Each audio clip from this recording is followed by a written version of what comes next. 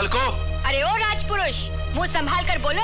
हम मूर्ख बालक नहीं, मुनि बालक हैं। लगता है भैया इनकी आंखों में कोई दोष है। हाँ भैया, सुना है मृत्यु से पूर्व मनुष्य की आंखें रंग बदलने लगती हैं। देखने में तो तुम सुकुमार हो, परंतु बातें बहुत विचित्र करते हो। कौन हो तुम? हम गुरुदेव वाल्मीकि के शिष्य हैं। इतने महान महर्षि के शिष्य होकर ऐसी उद्दंडता करना उचित नहीं है। हमारी आज्ञा है कि हमारा अश्व छोड़ दो। महानुभाव, अश्व आपका नहीं, अयोध्याधीश राजा श्री राम के यज्ञ का है। इसलिए हम अश्वाधीश और अयोध्याधीश श्री राम से युद्ध करना चाहते हैं, किसी और से नहीं। रामायण के रचनाकार महामुनि वाल्मीकि के शिष्य होकर भी क्या तुम श्री रामचंद्र के प्रताप को नहीं जानते?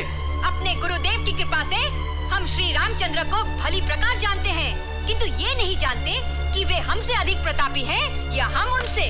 और इसीलिए हम दोनों भाई उनके प्रताप को परखना चाहते हैं। बालकों, तुम क्या जानो कि श्री राम ने कैसे कैसे महान कार्य किए हैं।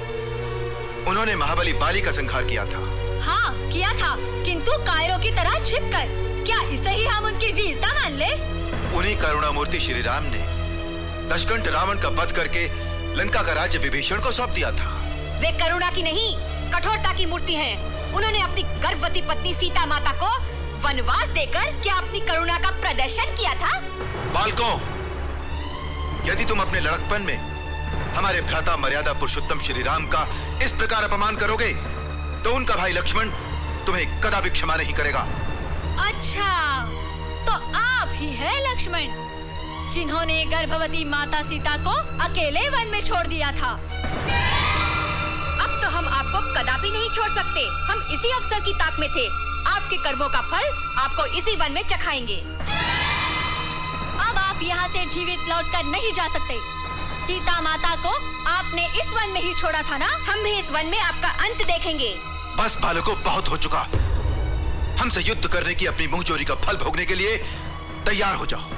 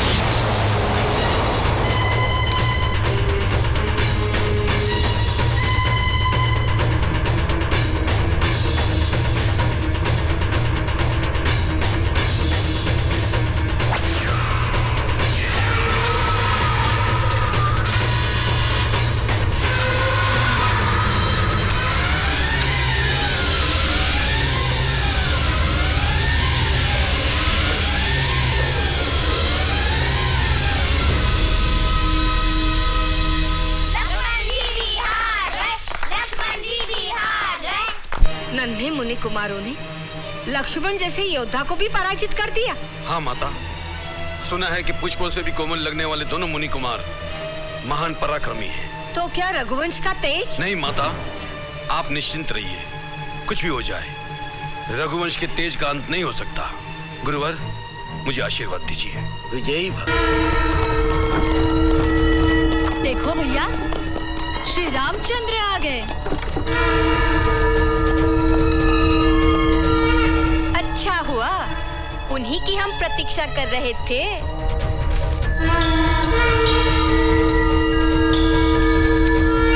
मुनि कुमारों, उस दिन अयोध्या में राम कथा का गायन करते हुए तुम ही आए थे ना? केवल राम कथा नहीं, सीता राम की कथा कहिए। हाँ हाँ, जानते हो, उसी दिन से तुम दोनों हमारी आंखों में चित्रित हो गए।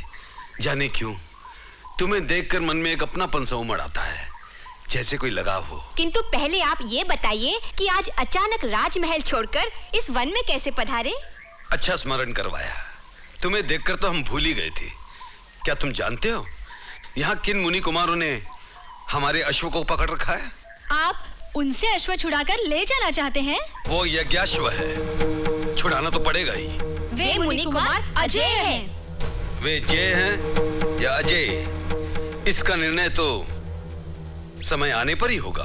तो फिर देखिए, वो रहा आपका अश्व। ले जा सकते हैं तो ले जाइए। किंतु वे मुनि कुमार कहाँ हैं? यही है, आपके सामने। तुम? हाँ, किंतु आप चकित क्यों हो गए? इसलिए कि जिनका तुम गुणगान करते हो, उन्हीं के यज्ञाश्व को अपने अधीन करने की धृष्टता भी करते हो। हाँ, स्वयं आपने ही तो अश्व के माथे पर लिखवाया है कि ये अश्व कौशल्य नंदन श्री राम का है। इसे पकड़ने वाले को श्री राम के साथ युद्ध करना होगा। हम युद्ध करने के लिए तैयार हैं। यदि आप वीर हैं तो हम महावीर हैं। आपने ही नहीं, हमने भी वीर माता का दूध पिया है। तुम जैसे वीर पुत्रों को जन्म देने वाली वीर माता का शुभ नाम? उससे आपका क्या काम? आप यहाँ नाम गांव पूछने आए हैं या युद्ध करने? हम व्यर्थ की बातों में समय नष्ट नहीं करना चाहते।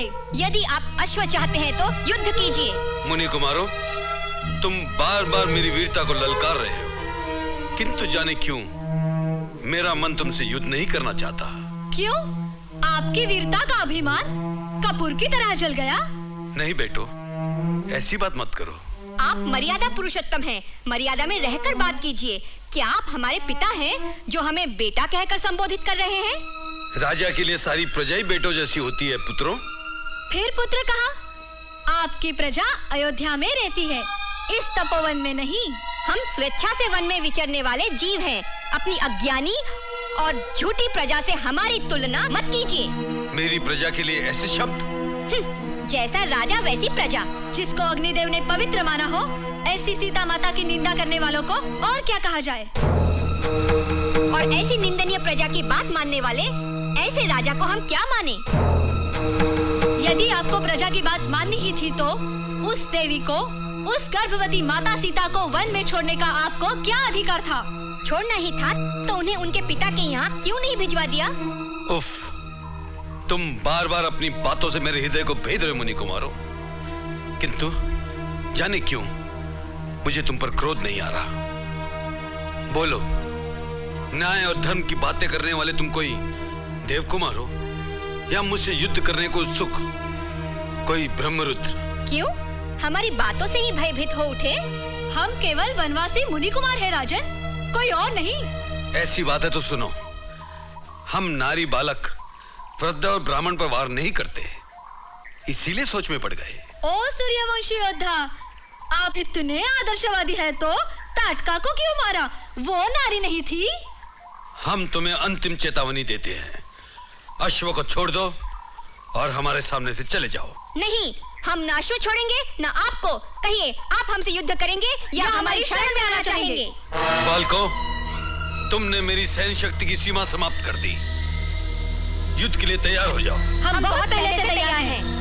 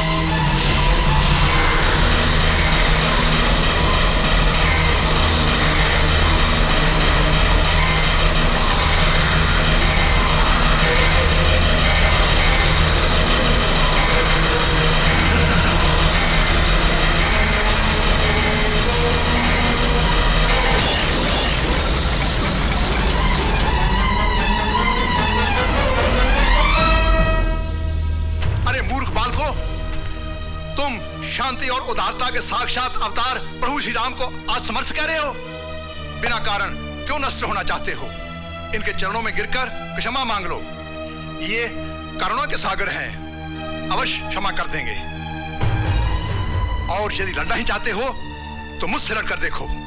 राम जैसे विश्व विजेता से लड़कर विजय मिले या पराजय, दोनों ही अवस्था में हमें कीर्ति मिलेगी। तुम जैसे वानर से लड़कर क्या मिलेगा? क्या कहा? जानते नहीं कि हमने सोने की लंका में आग लगा दी थी? सोने की लंका को सीता माता के आंसुओं ने भस्मीभूत किया था, तुम्हारी उछल कूद ने नहीं। हाँ। अच्छा, तो तुम हमारी शक्ति देखना चाहते हो? देखो।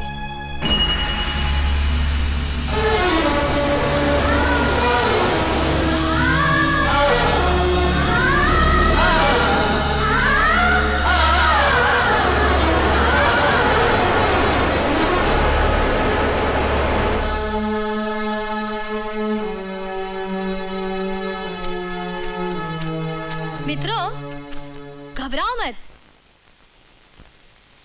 इस विराट रूपधारी वानर को छकाने का एक ही मंत्र है। ये राम नाम के लट्टू हैं।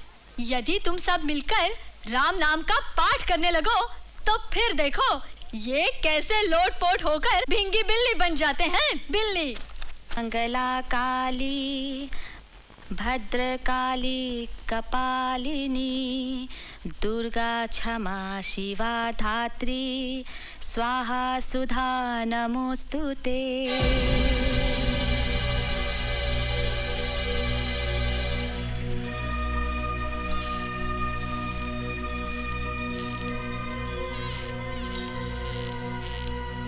ओम ह्रीं जगन माता, क्लीं सीता देवी, माते, आप यहाँ हैं?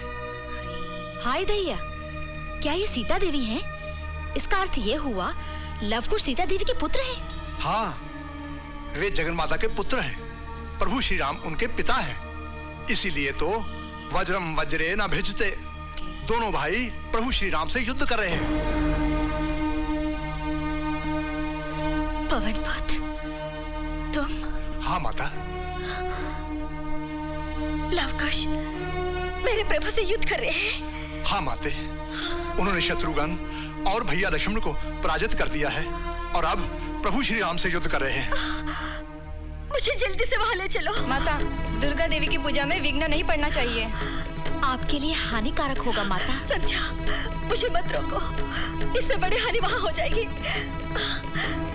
हे दुर्गा माँ, मुझे क्षमा करना। चलो पवन पुत्र। बहुत हुआ। अब इन मुनि कुमारों की ढिठाई सही नहीं जाती। रावण और कुंभकर्ण जैसे बलधारियों को धराशायी करने वाला राम बाण चलाना ही होगा।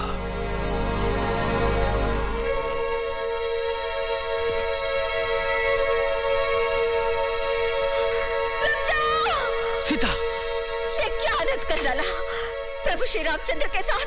ये क्या किया है तुम लोगों ने? माँ, हमने कुछ नहीं किया। पहले उन्होंने हम पर आक्रमण किया।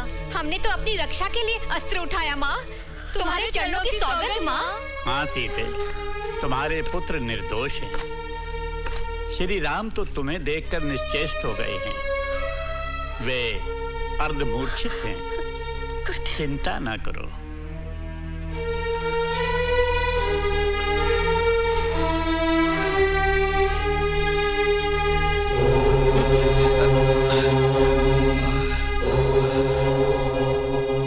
मुनिवर, प्रणाम मुनिवर। माँ, तुम सीता माता हो? प्रभु श्री राम हमारे पिता हैं। तुमने पहले क्यों नहीं बताया माँ? पिताश्री, पिताश्री, हमें क्षमा करें। अनजाने में हमसे बहुत बड़ा अपराध हुआ है। तुमने कोई अपराध नहीं किया मेरे बच्चों। तुमने सिद्ध कर दिखाया कि पुत्र को पिता से बढ़कर होना चाहिए। तुम जैसे चिरंजीवों को पाकर आज मेरा रघुवंश धन्य हो गया, धन्य हो गया। पुत्री, आज तुम्हारी तपस्या पूर्ण हुई। आज मेरा कर्तव्य भी पूरा हो गया। नहीं माता, नहीं। अभी आपका कर्तव्य पूरा नहीं हुआ। अभी तो आपको अयोध्या चलना है। सिंहासन पर विराजमान होना है, हम सबका पालन करना है। नहीं लक्ष्मण, नहीं। ईश्वर के लिए मुझे अयोध्या चलने के लिए मत कहो। इस धरती पर ऐसी एक भी नारी नहीं है जिसने मेरी तरह दुखों के पहाड़ अपने सर पर ढोए हो, कदम कदम पर परीक्षा दी हो। भगवान करे किसी के जीवन में ऐसा अवसर नहीं आए। मुझे अपनी माता के पास जाने दो, अपनी माता के पास जाने दो।